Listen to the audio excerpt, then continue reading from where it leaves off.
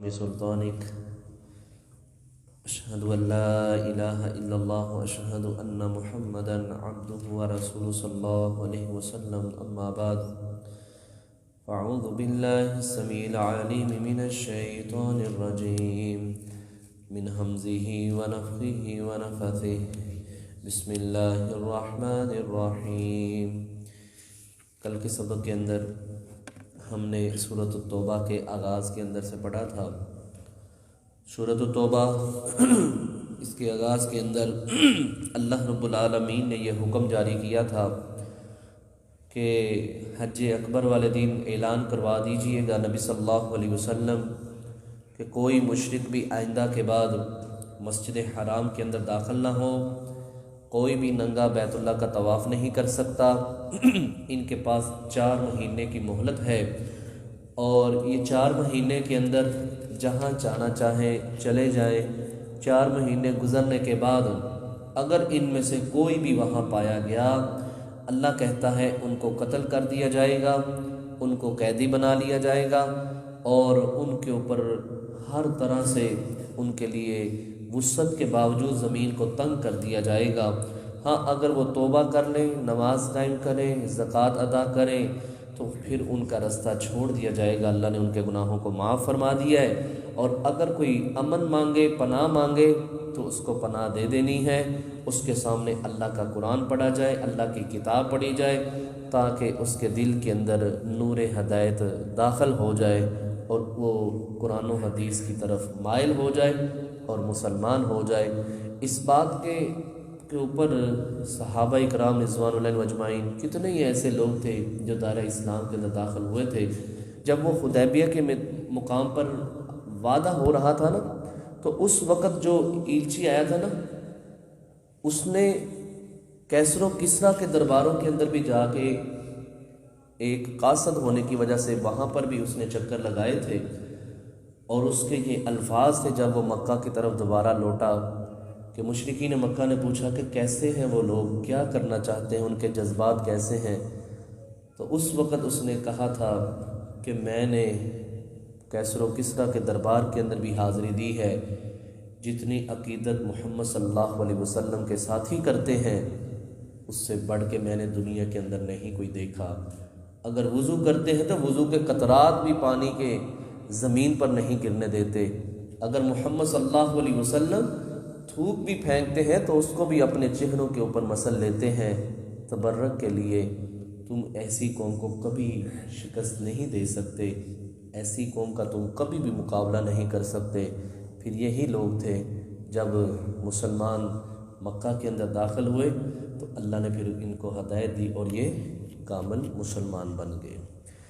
آج کا جو سبق ہے وہ صفحہ نمبر 22 ہے اور آیت نمبر 7 ہے۔ کیونکہ عہد وعدوں کے متعلق بات ہو رہی ہے کہ جن کے ساتھ وعدہ کیا ہے ان کی لمٹ کیا ہے، کس طرح اس وعدے کو پورا کرنا ہے، اس لحاظ سے ابھی وہی باتیں چل رہی ہیں۔ آگے جا کے اب جہاد کا موضوع شروع ہوگا، وہ ایک بہت ہی کراہت محسوس کریں گے منافقین۔ اللہ رب العالمین ان کا بھی تفصیلاً معاملہ بیان کرے گا۔ اس حوالے سے ابھی تک یہ عہد و پیمان کے متعلق بات ہوگی، انشاءاللہ مزید بات ہم سبق کے اندر پڑھتے ہیں۔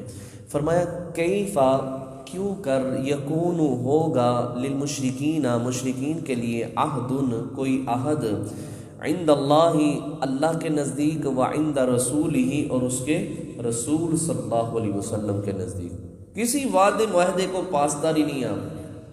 اب سارے وعدے ختم ہو گئے۔ کتنی دفعہ ان سے وعدے ہوئے ہیں، بات چیت ہوئی ہے، ہر دفعہ انہوں نے وعدے کو توڑا ہے۔ ہاں، جو سب سے بڑا وعدہ ہوا ہے نا 6 ہجری کو، جب نبی مکرم صلی اللہ علیہ وسلم عمرہ ادا کرنے کے لیے جا رہے تھے، حدیبیہ کے مقام پر نبی اسلام کو روک دیا گیا اور وہاں یہ وعدہ معاہدہ ہوا جو مکہ سے مدینہ جائے گا اس کو مکہ کی طرف واپس بھیجا جائے گا، اور جو مدینہ سے ویسے ہی مکہ آئے گا اس کو مکہ والے واپس نہیں بھیجیں گے۔ آئندہ سال آپ حج اور عمرے کے لیے آ سکتے ہیں، اس سال آپ نہیں آ سکتے۔ اور ایک جنگ بندی کا بھی اس کے اندر سارا معاملہ بیان وضاحت کے ساتھ کیا گیا تھا۔ اللہ رب العالمین فرماتے ہیں الا الذین، مگر وہ لوگ عاہدتم، جو تم سے وعدہ کرتے ہیں یا جنہوں نے وعدہ کیا تھا عند المسجد الحرام، مسجد حرام کے قریب، یہ حدیبیہ کے مقام پر۔ اللہ اکبر۔ یہ جو صلح ہوئی تھی یہ قتال کے اوپر ہوئی تھی، یہ جو پھر اس جگہ پر بیت رضوان، یہ سارے معاملات حدیبیہ کے مقام پر جب نبی علیہ السلام نے اپنے قاصد حضرت عثمان کو بھیجا تھا تو یہ افواہ اڑی کہ حضرت عثمان کو شہید کر دیا گیا ہے، تو نبی علیہ السلام نے پھر قتال کے لیے، جہاد کے لیے ایک بیری کے درخت کے نیچے نبی علیہ السلام نے پھر بیعت لی تھی۔ یہ ایک لمبا موضوع ہے، یہ پھر آگے آئے گا انشاءاللہ، اس کے متعلق مزید وضاحت ہوگی۔ فرمایا جو حدیبیہ کے مقام پر مسجد حرام کے جو باسی ہیں، رہنے والے ہیں، انہوں نے جو وعدہ معاہدہ کیا تھا فَمَا اسْتَقَامُوا لَكُمْ، اگر وہ اس وعدے کے اوپر صحیح چلتے ہیں فَاسْتَقِيمُوا لَهُمْ، تو تم بھی صحیح چلو، پھر اگر وہ نہیں توڑتے تو تم بھی نہ توڑو، اگر وہ توڑتے ہیں تو تم بھی توڑ دو۔ اور پھر یہ چند مہینے ہی گزرے تھے کہ مشرکین مکہ نے خود ہی اس وعدے کو توڑ دیا تھا، انہوں نے ایک بندے کو قتل کیا جس کی وجہ سے یہ عہد و پیمان ختم ہو گیا، اور پھر یہ ساری جو شرائط تھیں وہ ساری ختم ہو گئیں۔ ان اللہ، بے شک اللہ، یحب المتقین، اللہ پسند کرتا ہے پرہیزگاروں کو، ڈرنے والوں کو پسند کرتا ہے۔ کیا مطلب؟ جو وعدہ کیا نا اس وعدے کو پورا کرنا ہے۔ ان لوگوں کے ساتھ بالخصوص جن کے ساتھ پتہ ہے کہ یہ وعدے کو نہیں توڑیں گے، اس لحاظ سے تم نے پورا کرنا ہے۔ کیفا، کیوں کر وعدہ ہوگا ان لوگوں سے، کیوں وعدہ کرنا ہے نبی صلی اللہ علیہ وسلم بار بار؟ چھوڑ دیجیے، اب کوئی وعدہ معاہدہ نہیں ہوگا۔ ان کے اندر سب سے بڑی خرابی یہ ہے وَإِن يَظْهَرُوا، اگر یہ غالب آ جائیں علیکم، اے مسلمانوں تمہارے اوپر، لا یرکبوا، نہیں وہ خیال رکھیں گے، فیکم، تمہارے معاملے میں، اِلًّا، رشتہ داری کا، ولا ذمتاً، اور نہ ہی عہد و پیمان کا، یہ کوئی لحاظ نہیں کریں گے، پھر تمہاری اینٹ کے ساتھ اینٹ بجا دیں گے، تمہاری عورتوں کو لونڈیے بنا لیں گے، تمہارے بچوں کو قتل کر دیں گے، تمہارے نوجوانوں کو بھی غلام بنا لیں گے، پھر اس وقت تم ہاتھ ملتے رہ جانا۔ میں تمہیں متنبہ کر رہا ہوں، تنبیہ کر رہا ہوں، ان کے ساتھ آئندہ کے بعد کوئی وعدہ معاہدہ نہیں کرنا۔ یہ ایسی میٹھی میٹھی باتیں کرتے ہیں، یہ ایسی پیار محبت والی باتیں کرتے ہیں جس سے محسوس یہ ہوتا ہے، معلوم یہ ہوتا ہے کہ یہ بندے ہمارے بڑے خیرخواہ ہیں، ہمارے ساتھ ملنے والے ہیں۔ فرمایا ان کی باتوں کے اندر نہیں آنا، ان کو اپنے پاس بھی نہیں بٹھانا، ان کے ساتھ یاری دوستی بھی نہیں لگانی، ان کے ساتھ کوئی وعدہ معاہدہ بھی نہیں کرنا۔ ایسا ہو گیا تو یہ کوئی ایسا موقع ڈھونڈیں گے جس کی وجہ سے تمہارے اوپر غالب آ کے پھر تمہیں کوئی ان کے سامنے لحاظ نہیں ہوگا، نہ ہی تمہارے وعدوں کا اور نہ ہی تمہاری قرابت داری کا۔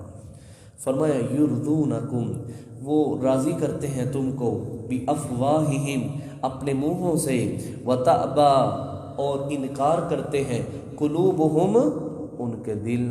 منہ سے تو بڑے میٹھے بنے ہیں، اندر سے تمہارے بڑے ہی خلاف ہیں، تمہارے سامنے بڑے تمہارے گیت گاتے ہیں، وہ چاہے منافق ہوں مدینہ میں رہنے والے، چاہے مشرک ہوں مکہ کے رہنے والے۔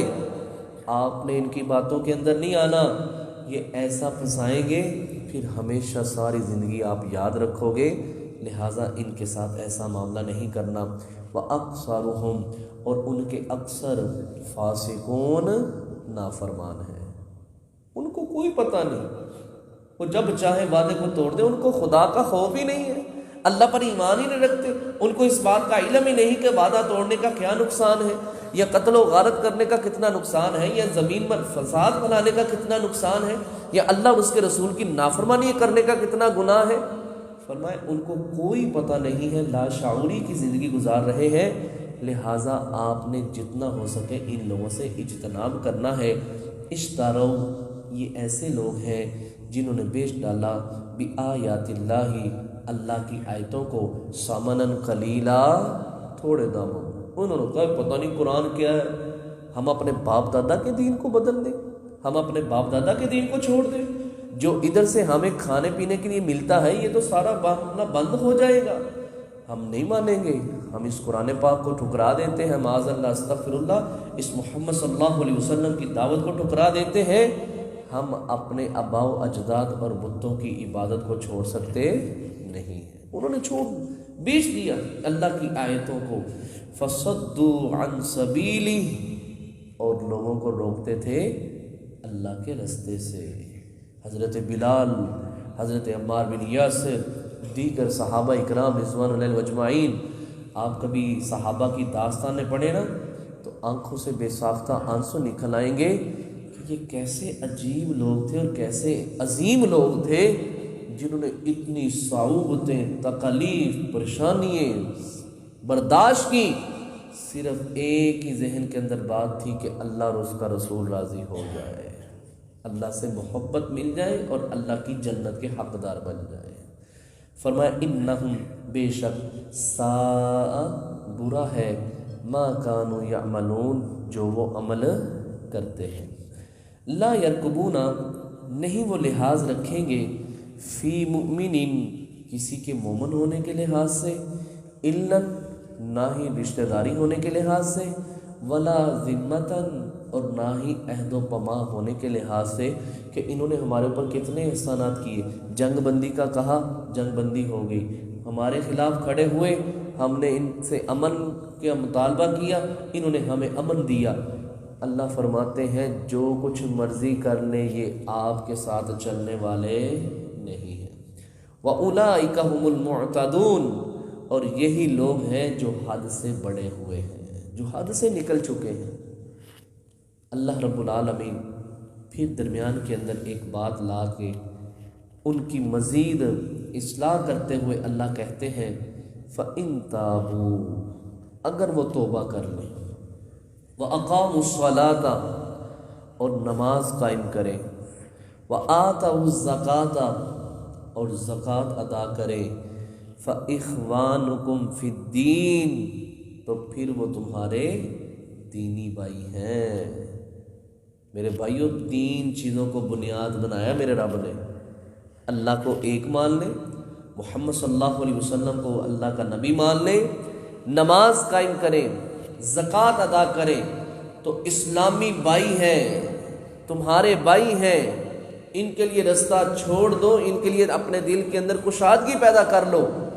میرے بھائیوں یہ بات یاد رکھیں، اگر اللہ پر ایمان نہیں رکھتا تو پھر بھی کافر ہے، اللہ پر ایمان رکھتا ہے، نماز کا انکاری ہے، پھر بھی اس کا ایمان خطرے کے اندر ہے، نماز پڑھتا ہے، اللہ کو بھی مانتا ہے، زکوٰۃ کا انکاری ہے، پھر بھی اس کا ایمان خطرے کے اندر ہے۔ حضرت ابوبکر صدیق رضی اللہ تعالی عنہ نے اس لیے کہا تھا، اللہ کے نبی صلی اللہ علیہ وسلم کے دور کے اندر جو ایک رسی بھی زکوٰۃ دیا کرتا تھا، اگر آج وہ رسی نہیں دے گا تو میں اس کے خلاف جہاد کرنے کے لیے تیار ہو جاؤں گا۔ اس لیے میرے بھائیوں، ملت اسلامیہ کے اندر وہی شخص داخل ہو سکتا ہے جو اللہ پر ایمان رکھے، نمازوں کی پابندی کرے اور زکوٰۃ ادا کرے۔ یہی حقیقت میں اسلامی سلطنت کے اندر، یعنی اسلامی معاشرے کے اندر اور مسلمان ہونے کی حیثیت سے یہ کامل ایمان والا ہے، مسلمان ہے۔ اس لیے نبی علیہ الصلوۃ والسلام نے فرمایا، اسلام کی جو بنیاد ہے، بنی الاسلام علی خمس، اسلام کی بنیاد 5 چیزوں پر ہے، اگر ان میں سے ایک بھی کم ہو تو اس انسان کا ایمان مکمل نہیں ہوتا۔ شہادت اللہ الہ الا اللہ، اس بات کی گواہی دینا کہ اللہ اکیلا ہے اور نبی صلی اللہ علیہ وسلم اللہ کے رسول ہے۔ اقام الصلاۃ، نماز قائم کرنا، ایتاء الزکوٰۃ، زکوٰۃ ادا کرنا، اور رمضان مبارک کے روزے رکھنا، اور اگر اللہ نے وسعت اور طاقت دی ہے بیت اللہ کا حج کرنا۔ اگر ان میں سے کسی ایک کا بھی انکاری ہے تو وہ انسان اسلام کے اندر داخل نہیں ہے۔ تو یہی بات اللہ رب العالمین فرماتے ہیں، اگر یہ مسلمان ہونا چاہتے ہیں تو نماز کی پابندی کرنی پڑے گی۔ حضرت معاذ بن جبل رضی اللہ تعالیٰ کو نبی علیہ السلام نے جب یمن کی طرف بھیجا نا زکوٰۃ اکٹھی کرنے کے لیے، فرمایا تم ایسی قوم کی طرف جا رہے ہو جو جاہل ہے، ان کو کچھ پتہ نہیں۔ ان کے سامنے جو سب سے پہلی بات رکھنی ہے وہ یہ کہ اللہ ایک ہے اور محمد صلی اللہ علیہ وسلم اس کے نبی ہیں۔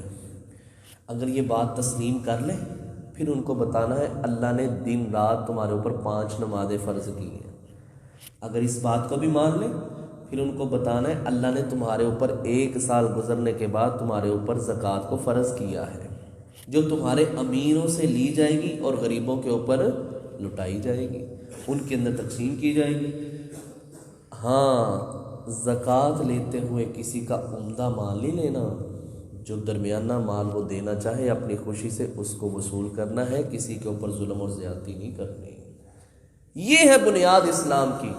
اس لیے نبی علیہ السلام نے فرمایا تھا بین العبد و بین الکفر ترک الصلاۃ، مومن اور کافر کے درمیان اگر کوئی چیز فرق کرنے والی ہے تو وہ نماز ہے، اور آج ہم نماز سے کتنے غافل ہیں۔ اللہ ہم سب کے حال پہ رحم فرما دے، اللہ ہم سب کی اولادوں کو نیک بنا دے۔ تو فرمایا اگر وہ نمازیں پڑھیں، زکوٰۃ ادا کریں، فَإِخْوَانُكُمْ فِي الدِّينِ، پھر دین کے لحاظ سے وہ تمہارے بھائی ہیں۔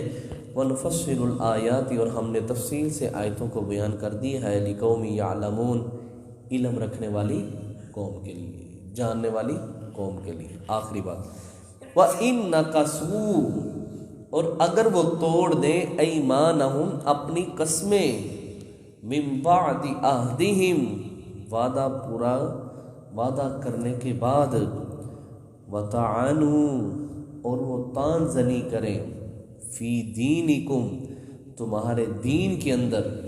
اس طعن کے متعلق ائمہ کرام نے لکھا ہے اس کے اندر اللہ کی ذات بھی ہے، اس کے اندر محمد صلی اللہ علیہ وسلم کی ذات بھی ہے، اس کے اندر قرآن پاک بھی ہے، اس کے اندر دین اسلام بھی ہے۔ کوئی بھی کسی لحاظ سے بھی کسی چیز کو مذاق کرتا ہے، کوئی استہزاء کرتا ہے، نبی علیہ السلام کے معاذ اللہ کارٹون بناتا ہے، نبی علیہ السلام کی گستاخیاں کرتا ہے، اللہ رب العالمین کی طرف سے یہ حکم ہے فَقَاتِلُوا أَئِمَّةَ الْكُفْرِ، تو اس وقت کافروں کے بڑے بڑے لیڈروں کی گردنیں اتار دینی چاہیے، پھر تمہارے اوپر کوئی حرج نہیں۔ کوئی ایسی گستاخی کرتا ہے کہ نبی علیہ السلام کی ہجو کرے، دین اسلام کے متعلق طعن زنی کرے، یا اللہ کے متعلق کوئی بات کہے۔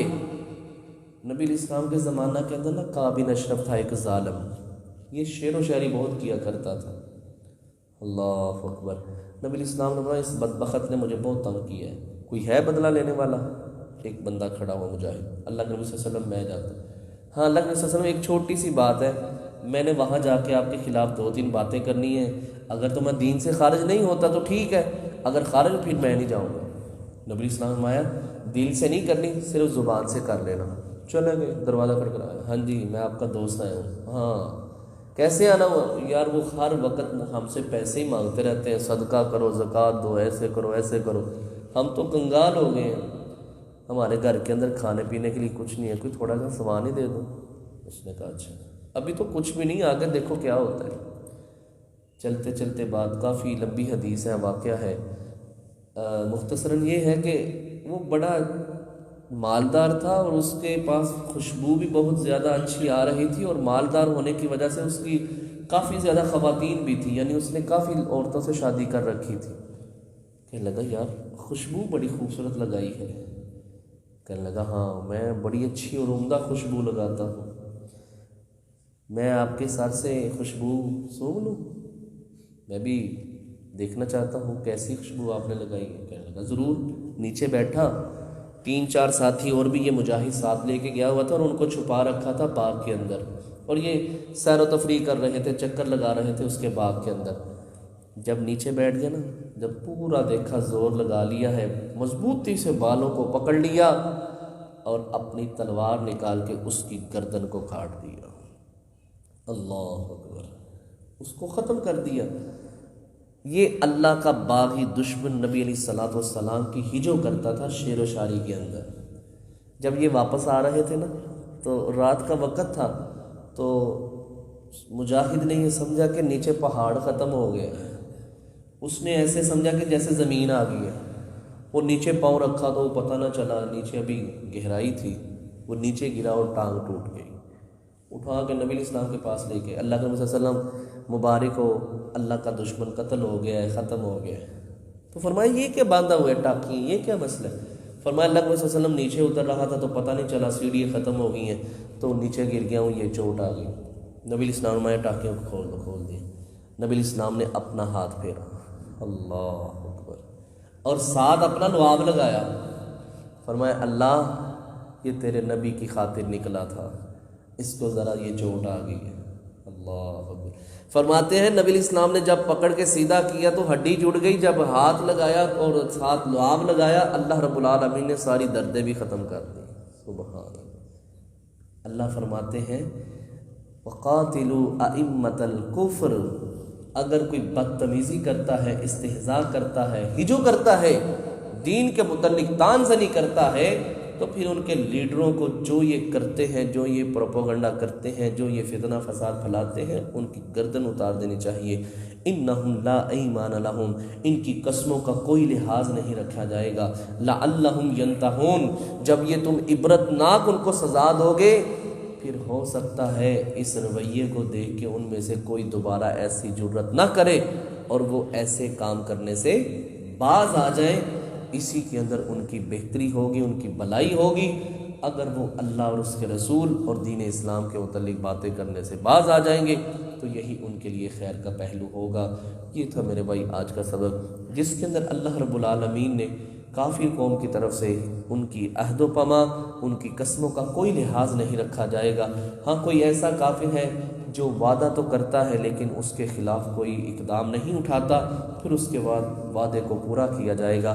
لیکن کوئی ایسی قوم ہے جو وعدے کے اوپر وعدہ کرتی ہے، قسمیں اٹھاتی ہے، ان کے وعدوں کا، ان کی قسموں کا کوئی لحاظ نہیں رکھا جائے گا۔ اور اگر کوئی توبہ کر لے، نمازیں پڑھ لے، زکوٰۃ ادا کرے تو پھر یہ تمہارے دینی بھائی ہیں۔ اللہ سے دعا کیجئے رب العالمین ہم سب کو 5 وقت کا باجماعت نمازیں ادا کرنے والا پکا مسلمان بنا دے، آمین۔ سبحانک اللہم وبحمدک، اشہد ان لا الہ الا انت، استغفرک واتوب الیک۔